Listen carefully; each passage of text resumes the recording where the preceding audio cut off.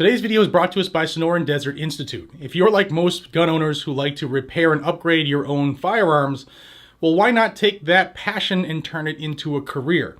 SDI is a distance learning institute, and all of the materials and tools are shipped directly to your door.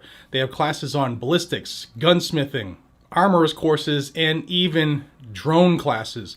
You can get your certificate or your degree and take that step now. Check out the link down below and in the pinned comment, sdi.edu. And thank you to the Sonoran Desert Institute for making today's video possible. Got some really big news. Moments ago, Gun Owners of America in their lawsuit against the ATF and the pistol brace rule filed for a preliminary injunction. This is the case where they are joined by the state of Texas. And in just ripping through the motion real quick, it's pretty darn good. But before I show you the filing, if you love the Second Amendment and you think the ATF is a bunch of clowns, then hit that like button and subscribe to the channel down below. Here is the first page of the filing. And like I said, this was just filed not too long ago today. And we'll go to the introduction paragraph. It says, plaintiffs request a preliminary injunction and ask this court to enjoin defendants from enforcing a regulation promulgated by the Bureau of Alcohol, Tobacco, Firearms, and Explosives on January 31st of 2023, 2021R-08F Foxtrot, entitled Factoring Criteria for Firearms with Attached Stabilizing Braces, Final Rule. The final rule took effect immediately. However, ATF claims it will not prosecute anyone until April 1st of 2023. Meanwhile, those in possession of a firearm with a stabilizing brace have until May 31st of 2023 to destroy, forfeit, or register millions of firearms with the federal government or face 10 years in prison and fines of up to $250,000. Unless enjoined, the final rule will have widespread and deleterious effects on the firearms community, causing billions of dollars of damages to millions of gun owners, including the plaintiffs, while also infringing Second and Fifth Amendment rights. An order enjoining implementation of the final rule and preserving the status quo is therefore necessary until the merits of this extraordinary rulemaking can be evaluated by the court. The filing goes into how for a decade the ATF was okay with pistol-braced firearms, saying that numerous times that they are not stocks and shouldering them does not change the way that the firearm we looked at. It doesn't turn it into an SBR. Then things changed overnight. Some of the things they talk about in this lawsuit, I'm going to go to my notes real quick because I was jotting them down. The final rule exceeds the statutory authority of the ATF, thus should be set aside.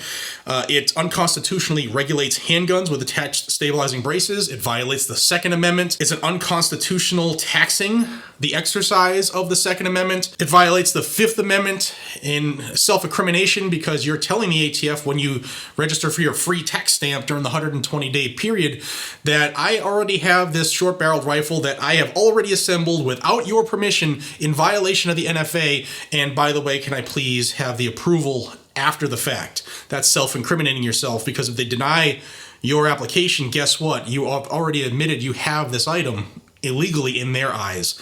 The final rule also is not an exercise of the taxing power of the ATF, thus must be set aside, and it's arbitrary and capricious while in violating the APA and how they made the rule and how the proposed rule was different than the final rule, and they go into that in pretty good detail as well. And then they go into this. For each of the foregoing reasons, the plaintiffs are likely to prevail on the merits of their claim.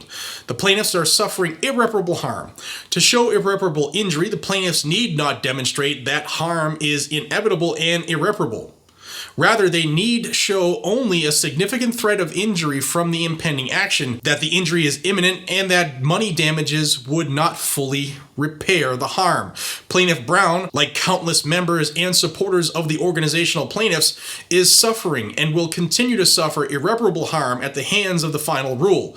If these persons do not soon comply, they run the risk of felony arrest, prosecution, imprisonment, and unaccompanying loss of Second Amendment rights by the choice to either destroy or modify firearms or register them with the federal government.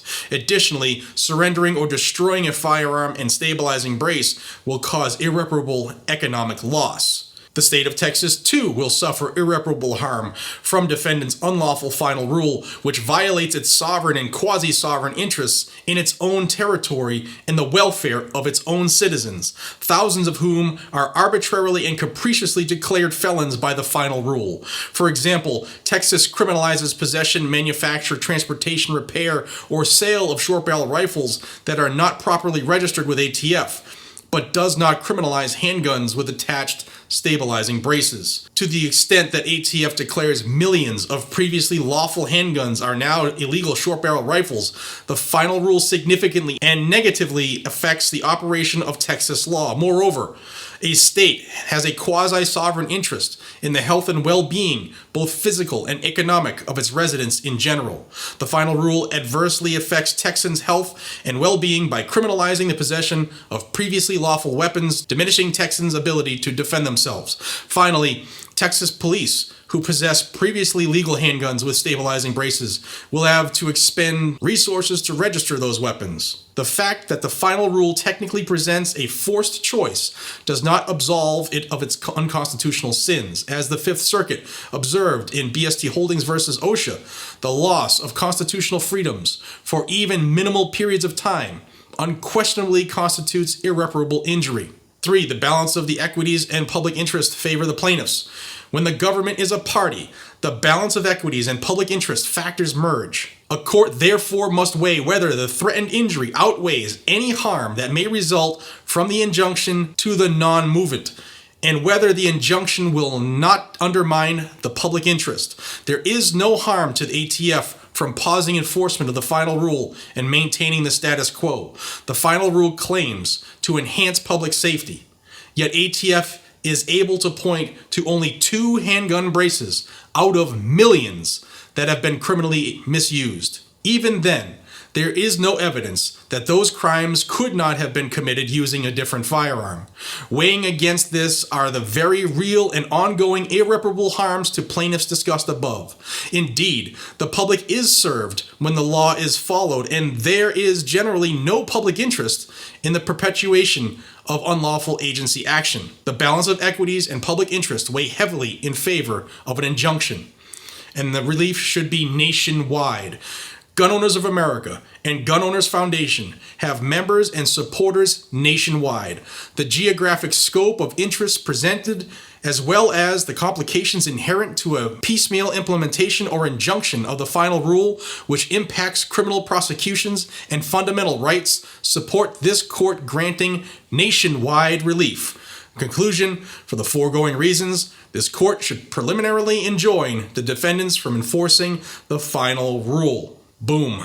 There you go. GOA is looking to stop this immediately.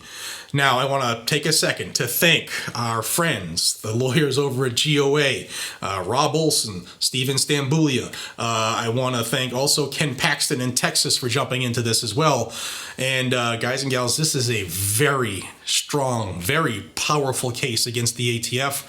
And GOA just kicked it into high gear today by asking a judge for preliminary injunction nationwide. And I think we just might get it. Let me know what you guys and gals think down below, and until we see each other again, be safe, stay vigilant, and carry a gun to keep you, your friends, your family, your community safe. I will see you all on the next one. Take care.